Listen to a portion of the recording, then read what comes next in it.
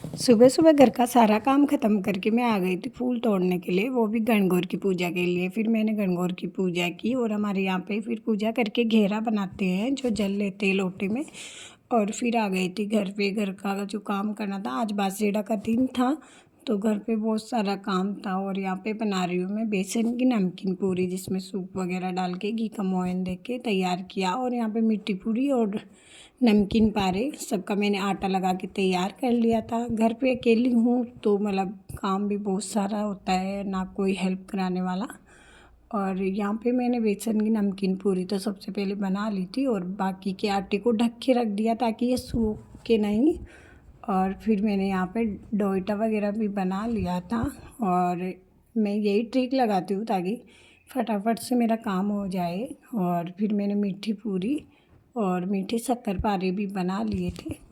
और अब आ गई थी पुआ बनाने का घोल जो मैं तैयार कर रही थी। और यहाँ पे मैंने मीठे चावल, बाजरा और मोठ भिगो रखे थे सुबह पूजन के लिए। और यहाँ पे मेरा बेटा भी मेरी हेल्प करा रहा था। फिर अब मेरे को सुबह की तैयारी भी करनी थी साथ साथ। तो हमारे यहाँ पे कंडवारी दी जाती है जो माता की पूजा के लिए होती है, तो मैं उनको पानी में भिगो के रख रही थी। और फिर मैंने यहाँ पे आटा छान लिया था और यहाँ पे केरी की सब्ज़ी बना ली थी। आटा छानना था मेरे को। यहाँ पे लगभग सारा काम मेरा हो चुका था, इन सबको मैंने निकाल लिया। आटा छान के मैंने यहाँ पे हलवा बनाया था। हमारे हलवा बनता है शाम को ही, बासी मतलब जो रांदा पुआ होता है ना, उसके दिन ही फिर हमारे कंडवारी भर के फिर हम सब उसको खा लेते हैं। बाकी सब चीज़ों को तो कुछ नहीं खाते, भोग लगने बाद ही खाते हैं सुबह। यहाँ पे पोहे निकाल लिए थे मैंने और फिर रात को किचन की सफाई कर ली थी मैंने। यहाँ पर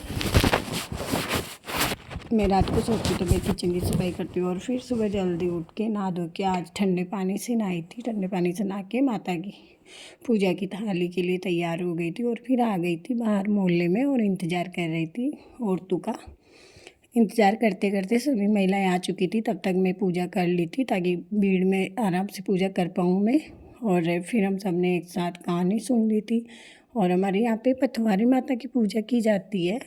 और फिर पूजा वूजा करके हमारे सबके एक दूसरे के पग्गा लगाइन की जाती है, तो वो कर रहे थे हम। और फिर आगे भगवान जी को भोग लगाया और फिर पापा और माँ को भी खाना दिया। और आज था बासेड़ा का दिन, तो हमें जाना था गणगौरी लेने के लिए। हमारे यहाँ पे गणगौरी कुम्हारी के घर से लाते हैं। ये देखो बहुत सारी गणगौरियाँ पड़ी हुई है। मेरी देवरानी जेठानी मोहल्ले की औरतें हम सब उनको गणगौरी लेने गए और कपड़े पहनाए, सबके रोले टीका किया, गणगौरी के टीका। ये हमारे बच्चे इधर चाक बात कर रहे हैं और इनके बिना तो हर फंक्शन हमारा अधूरा ही होता है वैसे। फिर हमारे को प्यास लगी थी तो हम यहाँ पे पानी पिए और कुछ देर बातें करने लग गए थे। बातें करके और ऐसे डिसाइड कर रहे थे कि गणगौर के दिन के कैसा लगा ब्लॉग। सब्सक्राइब जरूर करना।